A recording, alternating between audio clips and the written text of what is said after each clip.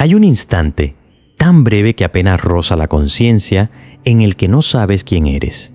Ocurre al despertar, cuando los sueños aún se aferran al borde de la mente. No hay nombre, no hay historia, no hay un yo que ocupe el espacio. Durante un parpadeo, eres una presencia sin identidad. Y luego, en menos de un segundo, algo te devuelve la máscara. Pero lo más inquietante no es ese olvido momentáneo, sino la velocidad y la convicción. ¿Con qué lo recuperas? ¿Quién te la entrega?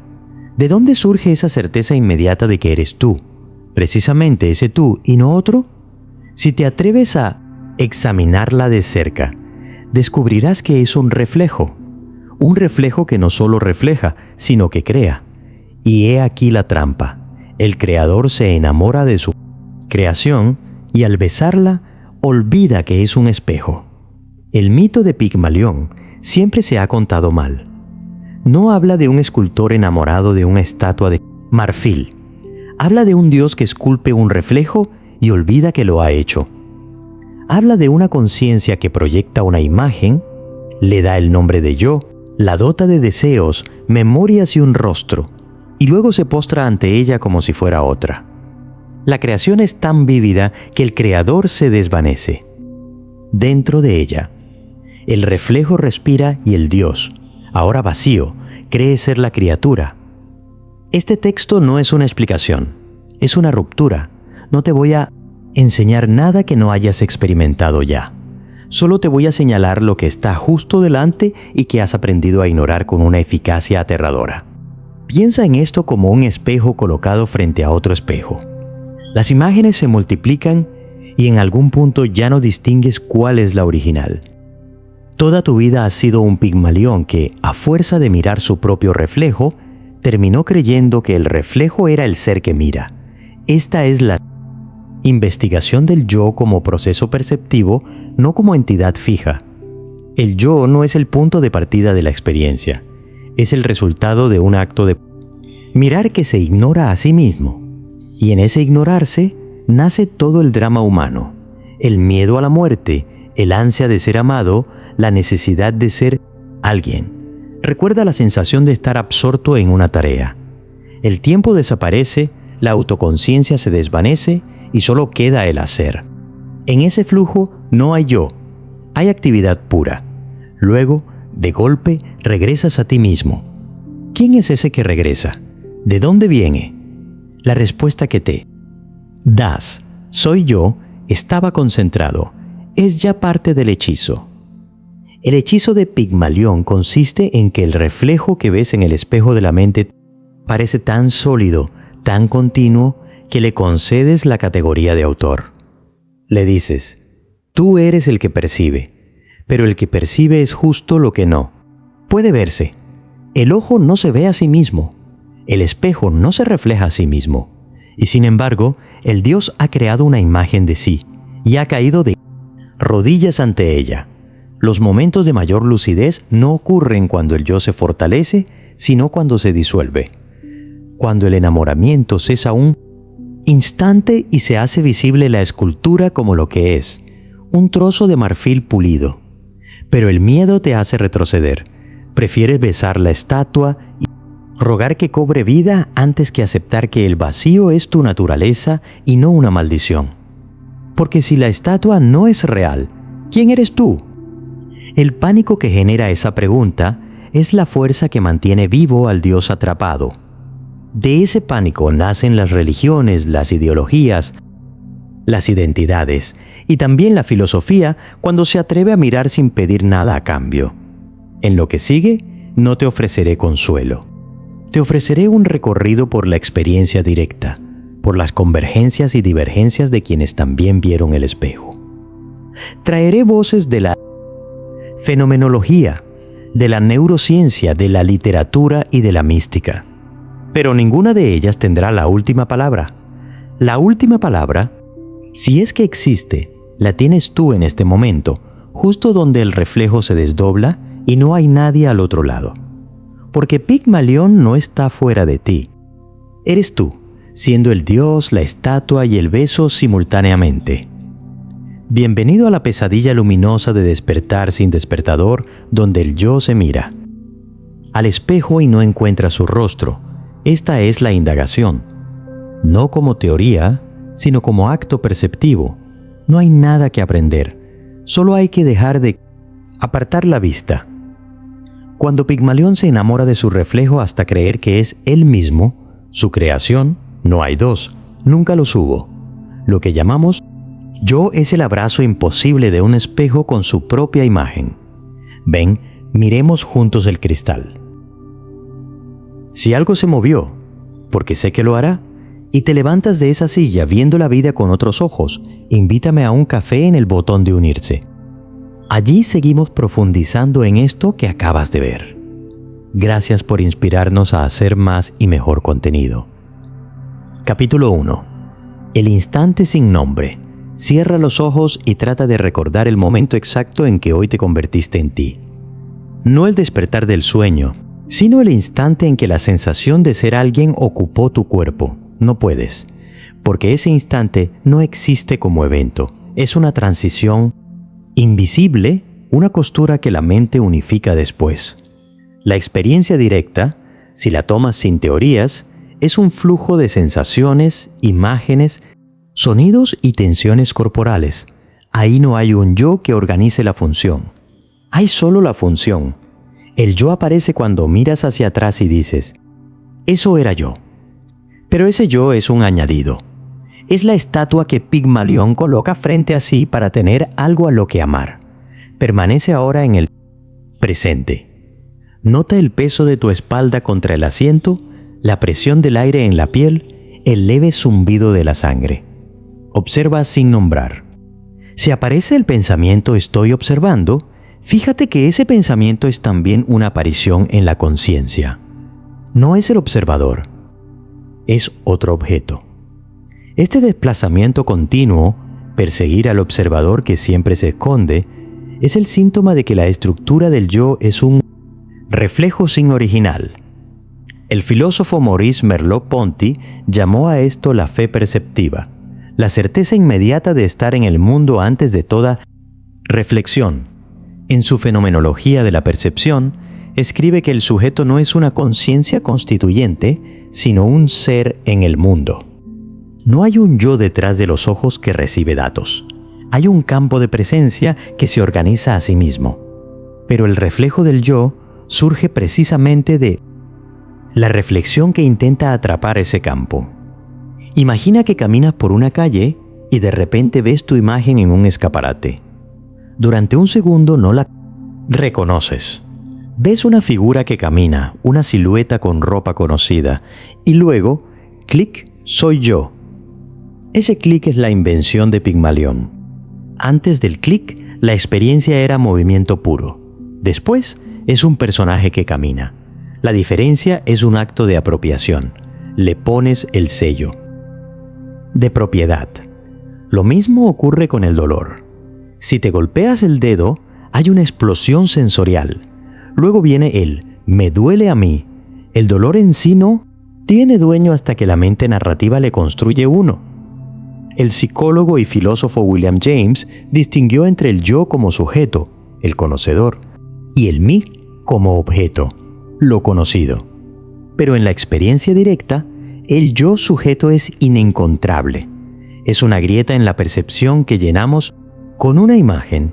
Hay una convergencia notable aquí con la investigación neurocientífica del yo corporal. Ola Planke y colegas han estudiado pacientes con experiencias extracorporales en las que la sensación de estar ubicado en el cuerpo se desplaza. Al estimular eléctricamente la unión temporoparietal del cerebro, una persona puede sentir que flota fuera de sí misma. El yo espacial es una construcción frágil, una simulación. No es algo que se tenga, es algo que se hace. Y en ese hacer se oculta el artesano. El neurólogo Antonio Damasio, en El error de Descartes, propone que el proto-yo surge de mapas corporales preconscientes y que el yo autobiográfico es una capa posterior. Eso encaja. La estatua no es el mármol. Es el relato que se cuenta sobre el mármol. Pero el Dios se ha identificado tanto con el relato que ya no huele el polvo de la piedra. Aquí aparece una divergencia fundamental.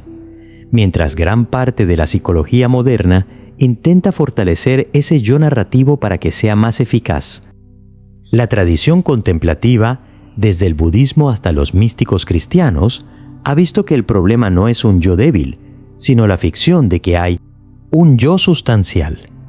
El monje y erudito budista Walpola Rahula, en Lo que el Buda enseñó, explica el anatta, no yo, no como negación de la experiencia, sino como la observación de que los 5 agregados que nos constituyen, forma, sensación, percepción, formaciones mentales y conciencia, están vacíos de un dueño. No hay un Pigmalión detrás de la escultura. La escultura es todo lo que hay. Pero el enamoramiento es tan intenso que el vacío se viste de rey. Para no perdernos en el lenguaje, planteemos la metáfora operativa, con su límite. La conciencia es como un espejo. Refleja formas, colores, pensamientos, emociones. Pero el espejo no se refleja a sí mismo, y sin embargo, cuando miras su superficie, crees ver el espejo. Lo que ves es el reflejo de algo, tal vez tu rostro, y a eso lo llamas el espejo. El yo es ese malentendido óptico. Confundes el reflejo del rostro con el vidrio. Esta metáfora es útil, pero no debe tomarse como verdad literal, porque el espejo carece de intencionalidad. Y la conciencia es intencional, siempre es conciencia de. El límite está en no cosificar la conciencia como un objeto. Es un proceso, no una cosa, un paralelo científico con su límite. La física cuántica ha mostrado que el observador modifica lo observado. El yo se parece a ese bucle. La mente se observa a sí misma y se modifica. Pero esto no implica que exista un observador trascendental. Implica que la medición crea la apariencia de un polo subjetivo. Como señala el físico y filósofo David Bohm, el orden implicado sugiere que la realidad es un todo fluyente, sin divisiones últimas. El límite es que extrapolar la mecánica cuántica a la conciencia es resbaladizo. Mejor quedarnos con la experiencia. Cada intento de capturar el yo produce una nueva versión del yo.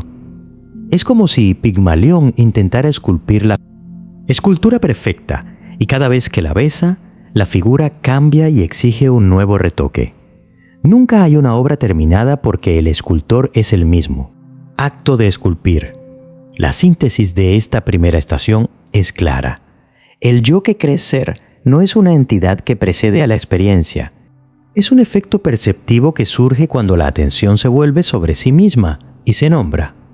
No hay un instante fundacional, hay una costumbre de identificarte con una imagen especular.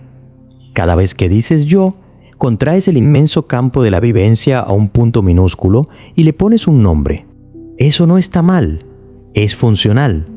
Lo peligroso es olvidar que esa contracción es un acto, no un hecho. El espejo no necesita un rostro para ser espejo, pero el Dios insiste en buscar el suyo, y al no encontrarlo, lo inventa. La estatua, entonces, respira, no porque tenga vida, sino porque tú le has insuflado la tuya. Capítulo 2. La mirada que da vida. Observa ahora la mirada de otro.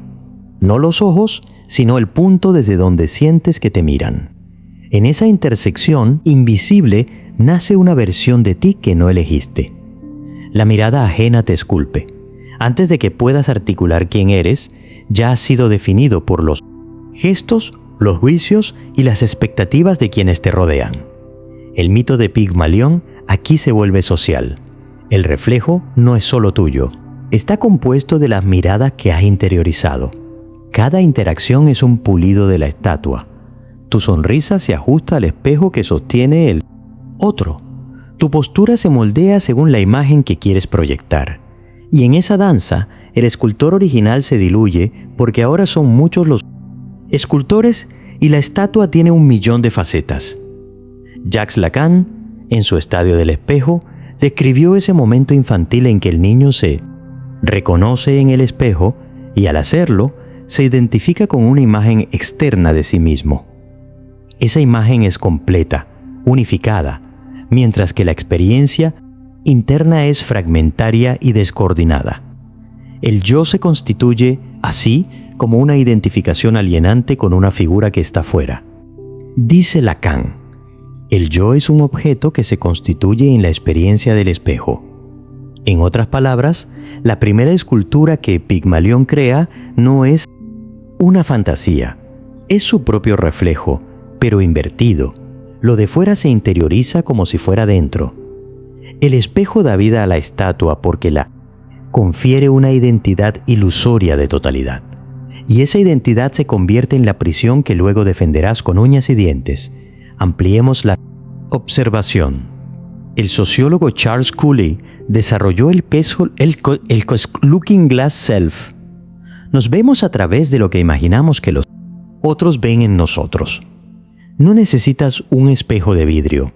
Los rostros de los demás son espejos.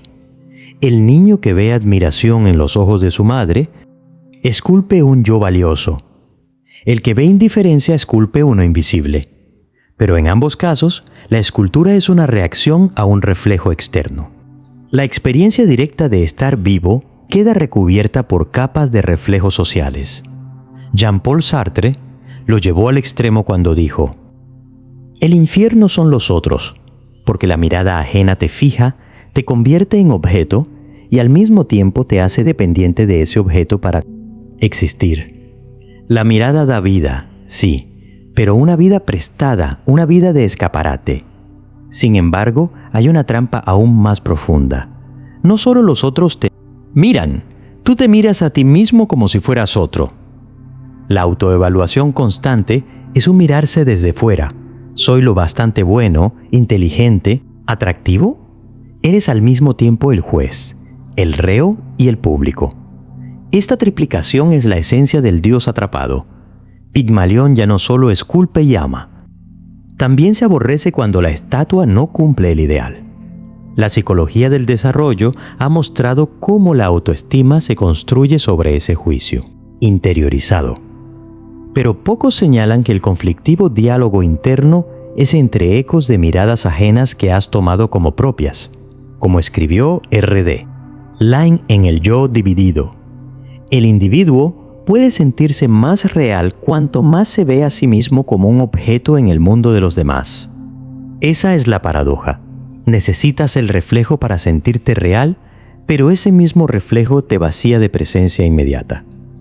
La convergencia con la neurociencia aparece en los estudios sobre el sistema de neuronas espejo descubierto por Giacomo Rizzolatti. Nuestro cerebro simula internamente las acciones y emociones de los otros. Entendemos al otro porque, en cierto modo, nos convertimos en él. Esto sugiere que la frontera entre el yo y el otro es porosa desde el cableado neurológico. El Dios no está encerrado en su templo, está fusionado con las estatuas de los demás dioses. Pero la cultura occidental ha exaltado el individualismo, creando una divergencia. Mientras más te convences de que eres un yo autónomo, independiente, más te alejas de la realidad interconectada de tu constitución. El filósofo africano John Mbiti resumió la cosmovisión Ubuntu con yo soy porque nosotros somos, invirtiendo la fórmula de Descartes. No pienso, luego existo, pertenezco, luego soy. La estatua de Pigmalión no es un ícono solitario, es un mosaico de encuentros. La metáfora operativa aquí es el aire que respiramos. No ves el aire, pero te sostiene. No ves la mirada social, pero te configura. El límite de la metáfora es que el aire es pasivo, mientras que la mirada es un circuito activo de influencia mutua. No eres solo receptor, también emites miradas que esculpen a otros. Eres al mismo tiempo Pigmalión y Galatea para todos con los que interactúas. Esto crea una red de reflejos infinitos, un laberinto de espejos. El Dios que se enamora de su reflejo se multiplica en miles de dioses, que se enamoran de miles de reflejos, y todos olvidan que el vidrio es el medio. Un paralelo científico con límite. La teoría de la inactividad, propuesta por Francisco Varela, plantea que la cognición no es representación de un mundo externo, sino acoplamiento estructural entre organismo, entorno. El yo emerge del bucle sensoriomotor, no está prefijado. Esto encaja con la idea de que la identidad es un proceso relacional. El límite, sin embargo, es que la inactividad describe mecanismos, no resuelve la vivencia subjetiva del que sufre por ser mirado o ignorado. Ninguna ciencia puede decirte cómo evitar la herida de sentirte invisible. Solo puede mostrar que la herida es parte del juego de espejos. Sinteticemos. La mirada, propia y ajena, es el cincel con el que se esculpe el yo. Pero el cincel no está en tus manos ni en las de nadie. Es un fenómeno distribuido. El reflejo que amas o detestas no es tuyo, es el producto de un baile de luces.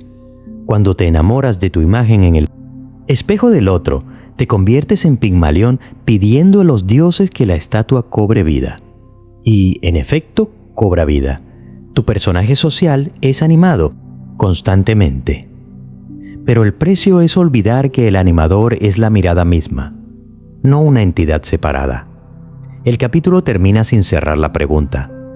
¿Qué queda cuando se apagan todas las miradas? ¿Hay alguien ahí dentro o solo el eco de los ojos que te han visto? Capítulo 3. El Dios olvidado. ¿Recuerdas la última vez que te dormiste pensando en ti mismo?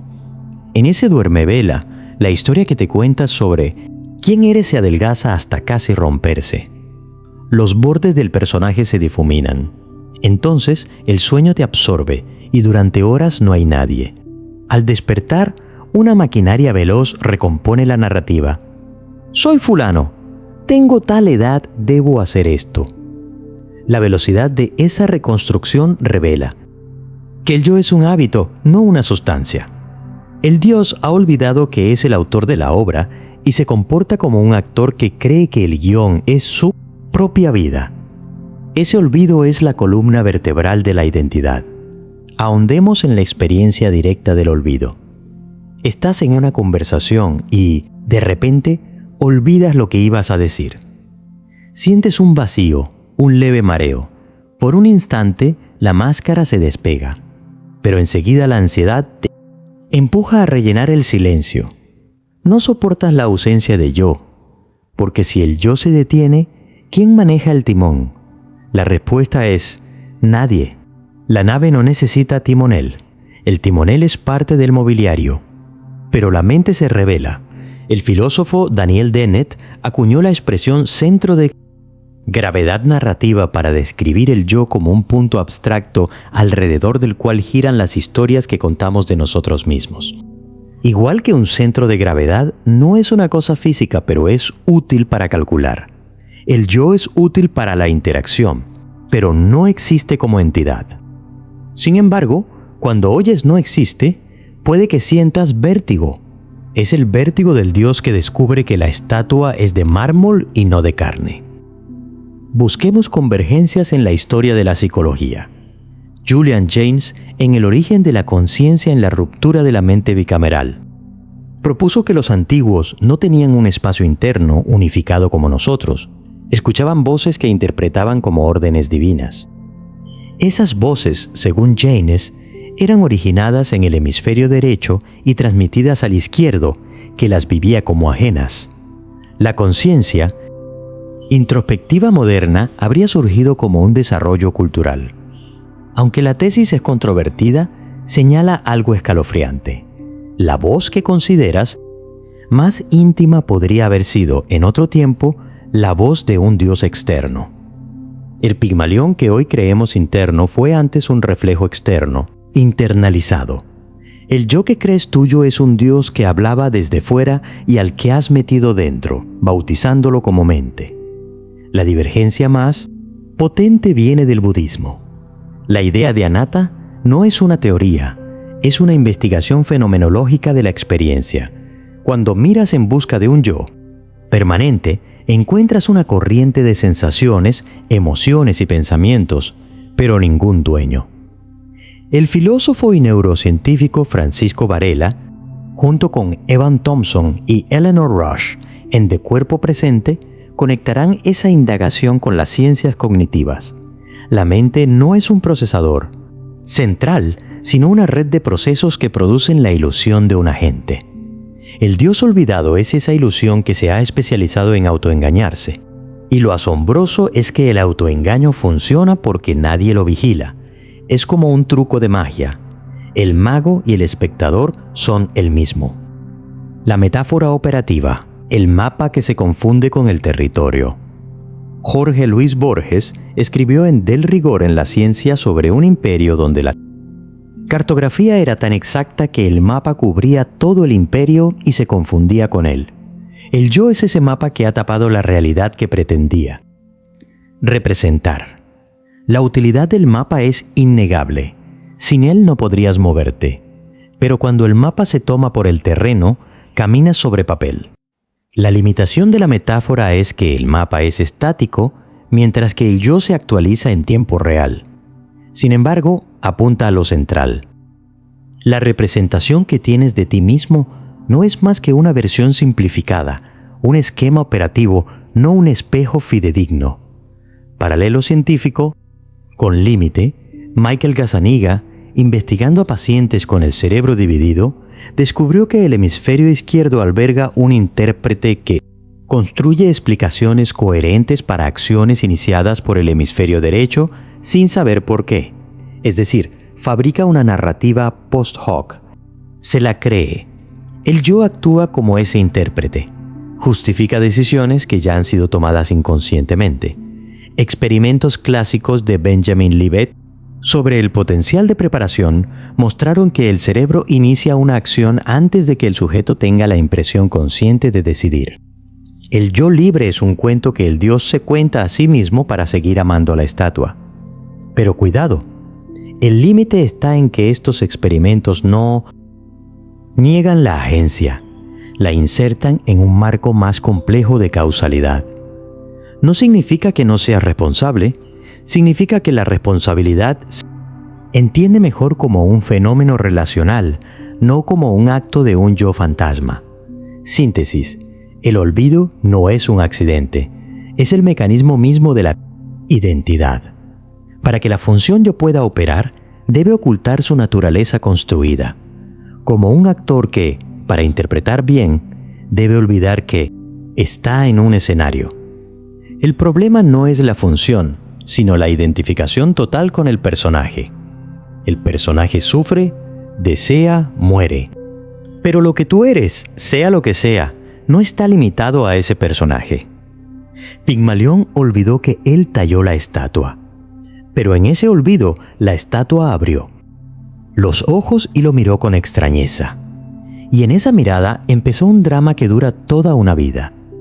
Reconocer el olvido no disuelve el personaje de golpe, pero introduce una grieta, y por esa grieta, a veces, se filtra una luz que no viene de ningún foco. Capítulo 4. La estatua se quiebra.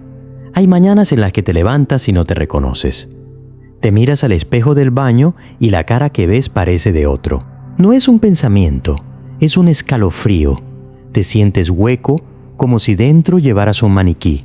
Ese tipo de experiencia, conocida como despersonalización, es más común de lo que se admite. Es el chasquido que recorre la estatua cuando el Dios deja de creer en su propia creación. La imagen sigue ahí, pero la magia se evapora y en ese vacío puede brotar la locura o la lucidez. Exploremos la vivencia directa de la fractura. Estás en un lugar familiar, tu casa, tu oficina, y de repente todo adquiere un tinte irreal. Los objetos pierden su significado. Tu propia voz suena extraña. No es que algo haya cambiado en el mundo, sino que el pegamento que unía las percepciones con el sentido ha fallado. Ese pegamento es el yo. El psiquiatra R. D. Laing, en El yo dividido, describió la inseguridad ontológica, la sensación de que el propio ser es frágil, de que uno está separado del cuerpo, de que no se es real. Cuando Pigmalión se cansa de besar la piedra vuelve a ser piedra y el Dios se hunde. Pero lo que se hunde no es el ser, sino la identificación con la imagen. El pánico sobreviene porque interpretas la caída de la estatua como la muerte del yo. ¿Y si no fuera una muerte, sino una liberación? Las convergencias con la psicología del trauma son significativas. El trauma produce una ruptura de la narrativa del yo. La experiencia es tan abrumadora que no puede integrarse en la historia personal. Queda encapsulada, escindida. El psicólogo Pierre Janet habló de la disociación como un fallo en la síntesis personal. El yo no es un bloque, es un tejido que se puede desgarrar. En esos desgarros se asoma la posibilidad de un observador que no es el personaje herido, alguien que presencia el sufrimiento sin mezclarse con él. Viktor Frankl, en El hombre en busca de sentido, relató cómo en medio del horror de los campos de concentración, una parte de él podía observarse a sí mismo desde cierta distancia, como un ejercicio de libertad interior. La estatua se rompe, sí, pero entre las ruinas puede aparecer un espacio nuevo, un mirador, una divergencia relevante. La cultura contemporánea medicaliza estas fisuras. La psiquiatría tiende a etiquetar la despersonalización y la disociación como trastornos. Sin restar importancia al sufrimiento real, existe una divergencia entre quienes ven estas experiencias como síntomas a eliminar y quienes, desde tradiciones contemplativas, las consideran ventanas a la naturaleza ilusoria del yo. El maestro Zen Shunryu Suzuki decía: la mente del principiante no tiene límites, pero la del experto está llena de costumbres. La ruptura de la estatua puede ser el inicio de una mente de principiante si no te aferras al miedo. Pero el miedo es legítimo, el abismo da vértigo, y nadie debería ser empujado a él sin acompañamiento. La línea entre la disolución valiosa y la desintegración patológica es fina y depende, en gran medida, del entorno y la actitud. La metáfora operativa es la del jarrón que se rompe y deja pasar la luz por las grietas. Leonard Cohen cantó que hay una grieta en todo, así es como entra la luz. La estatua perfecta, sin fisuras, es un ídolo muerto. La vida entra por las imperfecciones, por los fallos del yo. Cuando la imagen de ti mismo falla, deja de actuar como filtro y la realidad se cuela sin permiso. Por un instante, el espejo no refleja nada. Es solo vidrio. Esa experiencia puede ser aterradora, pero también es auténtica. La limitación de la metáfora es que la luz que entra no proviene de fuera. Es más bien el reconocimiento de que no hay fuente y objetos separados. La luz es lo que eres. Cuando dejas de ser la pantalla que la bloquea. Paralelo científico con límite. Los estudios con psicodélicos, psilocibina, LSD, han mostrado que estas sustancias reducen la actividad de la red neuronal por defecto, asociada al yo narrativo. Robin Carhart Harris y su equipo han propuesto que la disolución del ego se correlaciona con la desincronización de esa red. La neuroquímica apoya la idea de que el yo es una oscilación estable y puede ser temporalmente desarticulada. El límite, no obstante, es que el laboratorio no captura la vivencia. Los datos no sienten la angustia ni el éxtasis de la pérdida del yo. Además, la disolución química no implica comprensión. Puedes tener un viaje sin aprender nada. La neurociencia explica el cómo, pero no el significado. Sinteticemos. La quiebra de la estatua es inevitable, en mayor o menor medida, a lo largo de la vida. Enfermedades, pérdidas, fracasos, amaneceres confusos. Cada uno de esos eventos es un martillazo en la escultura. El error es pensar que hay que repararla cuanto antes para seguir funcionando. Quizás, en ciertos casos, lo que procede es apartar los fragmentos y ver qué hay debajo. ¿Quién eres cuando no puedes decir quién eres? Esa pregunta no es retórica, es una práctica. Pigmalión, al ver su obra rota, tiene dos opciones: llorar sobre los pedazos o preguntarse si alguna vez necesitó realmente la estatua. Y en esa pregunta, la identidad deja de ser un sustantivo y empieza a conjugarse como un verbo sin sujeto. Capítulo 5. El reflejo mira atrás. Llega un momento en que ya no lees, sino que el texto te lee. Ya no observas el reflejo, sino que el reflejo te devuelve una mirada insoportablemente quieta. La estructura autorreferente del yo se convierte en un bucle. Te preguntas, ¿quién soy? Y la pregunta misma es una actividad que busca algo que la origine. Pero el que pregunta es ya lo preguntado. Ese cortocircuito es la esencia del Dios que se enamora de su reflejo. En algún punto, el reflejo se vuelve autónomo y parece observar al que observa. La paradoja es que ese reflejo nunca fue otra cosa que observación. No hay dos miradas, solo un acto de mirar que se desdobla. Pongamos la experiencia sobre la mesa.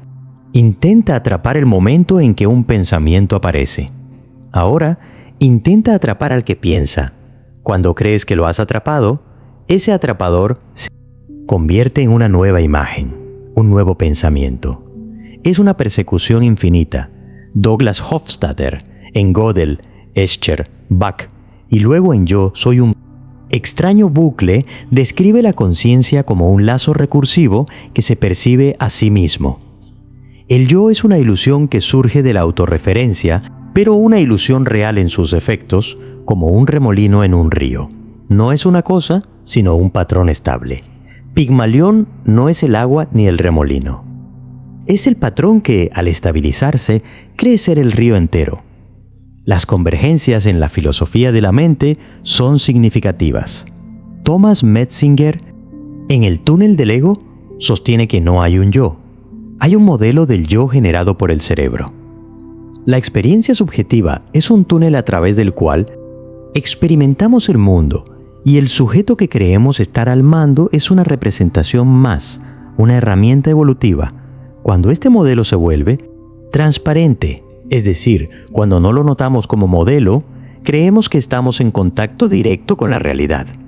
Pero lo que llamamos yo es el punto ciego del sistema, lo que no puede verse a sí mismo viendo. La mirada que mira atrás es el intento del sistema de volverse opaco a sí mismo, de palparse el ojo con el ojo. Duele, porque es imposible, pero el intento revela la arquitectura, una divergencia histórica fascinante. En la filosofía griega antigua, la máxima «conócete a ti mismo» del oráculo de Delfos no se interpretaba como un mandato de introspección psicológica al estilo moderno. Pierre Hadot lo ha mostrado. Era una exhortación a conocer tus límites como mortal, a no creerte un dios. Conocerte era recordar que no eres el centro. Hoy, en cambio, conocerse equivale a construir un relato sólido de tus traumas, virtudes y metas. A esculpir una estatua más robusta. El oráculo advertía, Pigmalión, no te confundas, eres polvo que mira polvo. La tradición contemporánea dice, Pigmalión, mejora la estatua, hazla competente, resiliente, auténtica. Dos direcciones opuestas. La primera conduce a la humildad ontológica. La segunda, a una inflación del ídolo. La metáfora operativa de este capítulo es el Ouroboros, la serpiente que se muerde la cola.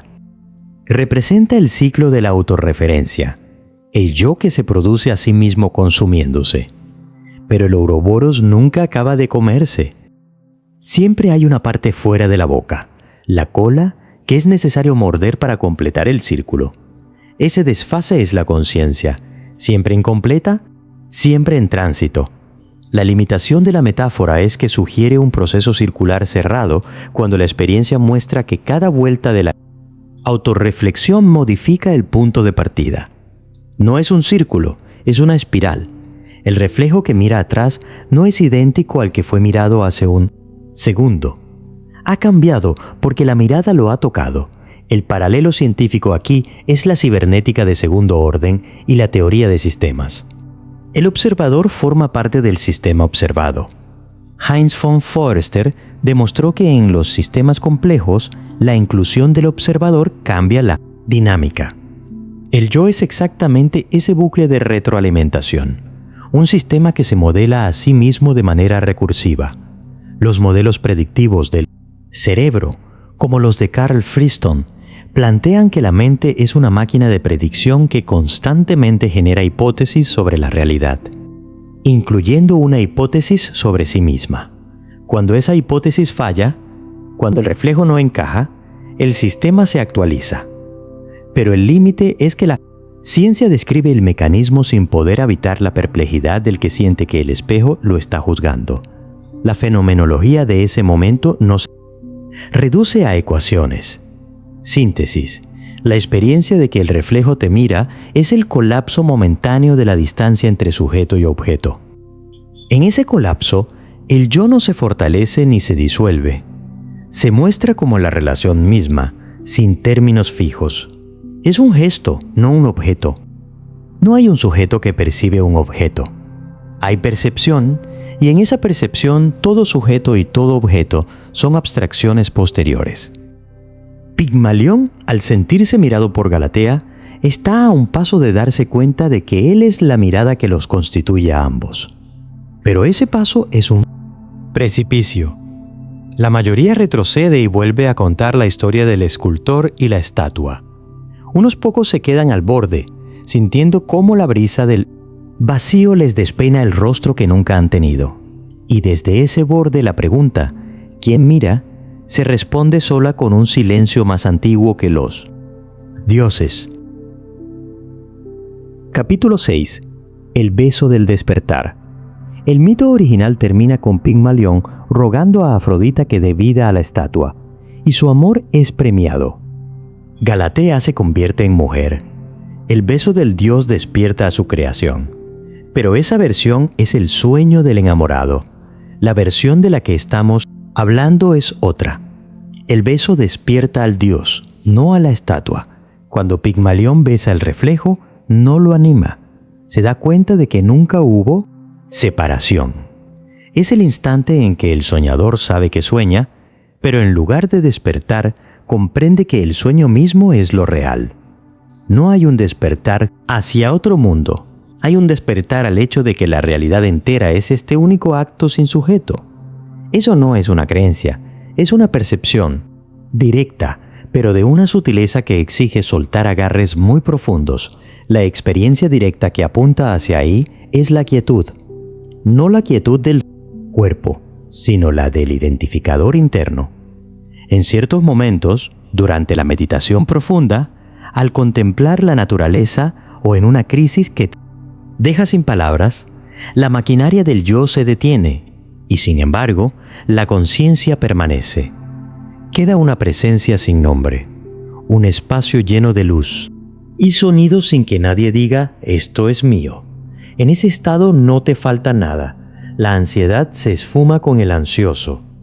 Como dijo el místico alemán Meister Eckhart, quien quiere ser lo que debe ser, debe no ser lo que es. La estatua no necesita ser destruida, solo deja de creer que tiene vida propia. Y entonces respira de verdad, porque el Dios ha dejado de empujarle el aire con el fuelle de su angustia. Convergencia desde la tradición Zen. El maestro Dogen, en el Shobogenzo, habla de iluminación silenciosa o shikantaza. No se trata de alcanzar un estado especial, sino de sentarse sin objeto, sin meta, sin yo que medita. En ese sentarse, el universo entero se sienta contigo. No es una experiencia extraordinaria. Es la experiencia ordinaria liberada del filtro egoico. El maestro contemporáneo Shunryu Suzuki insistía: eres perfecto tal como eres, y siempre hay espacio para mejorar. ¿Cómo pueden ser ciertas las dos? Porque tal como eres no se refiere a la estatua, sino a lo que eres antes de ser alguien. El beso del despertar no te convierte en algo nuevo. Te revela lo que siempre ha estado sin el barniz del yo. Una divergencia importante. El transhumanismo y ciertas corrientes de desarrollo personal prometen un yo mejorado, una versión más pulida de la estatua. Pero la lucidez que surge del beso no es mejora, es disolución del problema de la mejora. No se trata de eliminar el miedo, la ira o la imperfección. Se trata de no identificarse con ellas, de no construir un yo que las posea. El Dios enamorado de su reflejo siempre quiere más brillo, más mármol, más perfección. El Dios despierto se ríe de sus propias manos y las deja descansar. La divergencia es entre el camino de acumulación y el de desnudez. Ambos pueden ser válidos en distintos niveles, pero el segundo apunta a la raíz. La metáfora operativa es el espejo que, al limpiarse, no se convierte en otra cosa, solo deja de estar cubierto de polvo. El polvo son las identificaciones, las historias, los deseos incrustados. La práctica no es añadir luz, es quitar suciedad. Pero la metáfora falla en un punto crítico. El espejo no tiene anhelo de limpiarse, mientras que el ser humano sufre y busca. Ese mismo anhelo es, paradójicamente, parte del polvo y también el paño que limpia. El límite es que no, hay un espejo metafísico separado del reflejo. La conciencia no es un objeto, es el ámbito donde aparecen los objetos. Por eso, cualquier descripción cosificada la traiciona. Solo se puede señalar con el dedo y luego pedir que no mires el dedo. Paralelo científico con límite, la neurofenomenología, propuesta por Varela, busca integrar la experiencia subjetiva con los datos cerebrales. Meditar la disolución del yo muestra cambios cerebrales, como la disminución de la actividad en la red por defecto. Pero el beso del despertar no es un dato cerebral, es la dimensión vivida de ese proceso. La ciencia puede registrar correlatos, pero el significado último del beso, la liberación del sufrimiento, no aparece en un escáner. Además, la pretensión de que la iluminación es un estado cerebral puede generar un nuevo materialismo reduccionista, otra estatua más sofisticada. El límite es recordar que el mapa cerebral no es el territorio de tu intimidad. Síntesis final del capítulo. El beso no es un evento futuro. Es una posibilidad siempre presente, porque el yo está siendo creado en este mismo instante por la forma en que te relacionas con la experiencia. Si ahora, al leer, observas la sensación de ser alguien que lee sin juzgarla, sin intentar cambiarla, ya estás besando la estatua. La diferencia entre seguir soñando y despertar no es una línea. Es una cualidad de atención. Pigmalión puede, en cualquier momento, retirar la mirada de la estatua y posarla sobre la mirada misma. Ese giro de 180 grados es el beso que disuelve la ilusión. Después de eso, seguirá habiendo estatuas, espejos, reflejos, pero nadie se confundirá. Y si alguien pregunta por qué sigues ahí como una persona entre personas, la respuesta será una sonrisa, un silencio o el sonido de un cincel que ya no esculpe nada. Llegados aquí, la mente pide conclusiones. Pero lo que hemos recorrido no se concluye, se habita. Si has llegado esperando una tesis cerrada, siento decepcionarte. No hay tesis, hay un señalamiento que ahora te pertenece a ti. El recorrido ha sido existencia directa, no teoría. Has mirado el espejo y has visto que el reflejo no es un error, sino la única realidad disponible, siempre que no olvides que es reflejo. Pigmalión no es un personaje del pasado. Es el movimiento constante de la conciencia al identificarse con sus creaciones.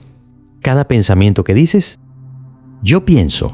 Cada emoción que abrazas como mi emoción, cada rol que encarnas. En todo eso late el error fructífero que hace posible la vida humana. Y también el sufrimiento innecesario. No hay una solución final. Quien promete el fin definitivo del yo miente o se engaña. El yo es una función, no un tumor. El problema es la exclusividad con que la función ocupa la plaza. El yo sano es el que se sabe transparente, el que se recuerda artificial y por eso juega con soltura. El yo enfermo es el que se cree sólido, permanente, fuente última de sus actos. Entre ambos hay un espectro y todos bailamos en él. La propuesta implícita en estas páginas no es deshacerse del yo, sino correr el punto de vista, mirar desde el vacío que genera el yo, no desde el yo que intenta llenar el vacío. Mirar desde el espejo, no desde la imagen. Eso altera todo el paisaje interior. Hemos recogido voces diversas, desde Merleau-Ponty y La carne del mundo, hasta Lacan y el estadio del espejo, pasando por los neurocientíficos que diseccionan la ilusión del libre albedrío. Hemos escuchado a los místicos del no-yo y a los psiquiatras que atienden sus fracturas. Todos ellos, desde sus ángulos, apuntan a lo mismo. El yo es un nudo y la experiencia directa es el espacio donde el nudo se tensa o se afloja. No hay verdades absolutas, pero sí patrones que convergen. Y la convergencia más notable es la del amor. Pigmalión ama su reflejo, y ese amor es la energía que sostiene el mundo. Pero cuando el amor se vuelve posesivo, cuando olvida que el amado es espejo, el Dios sufre y hace sufrir. El amor lúcido es el que abraza la impermanencia, la insustancialidad de ambos, amante y amado, y goza precisamente del juego sin pedir garantías. El desafío práctico es simple y terrible: observar sin comentar. Quédate un momento, ahora, sin agenda. Siente la respiración, los sonidos, la presión sobre el asiento. Nota que hay un testigo que presencia todo esto. Ahora, nota que ese testigo también es una sensación, una leve contracción en la frente o en la garganta. Observa esa contracción. ¿Quién la observa? No busques respuesta con palabras. Simplemente descansa en la pregunta. Este descanso es el fin del Dios que persigue su cola. En ese descanso, el espejo no refleja nada en particular y sin embargo, todo sigue apareciendo. Esa es la indicación última, y no es mía, es de todos los que alguna vez se asomaron al borde y no tuvieron miedo de caer. Así que no hay conclusión. O sí, la hay, pero es abierta, como un horizonte que se aleja mientras caminas. El único cierre posible es un comienzo. Comienzas a vivir sabiendo que el protagonista no está invitado a todas las escenas. Comienzas a escuchar el silencio del que surge cada palabra. Comienzas a ser, no alguien, sino el lugar donde alguien puede aparecer y desaparecer sin drama. La estatua seguirá ahí. Volverás a amarla, a besarla, a llorar por ella. Pero habrá una diferencia. Sabrás que el mármol es mármol y el beso es beso. Y en esa sencillez, Pigmalión se jubila. No porque muera, sino porque ya no hace falta.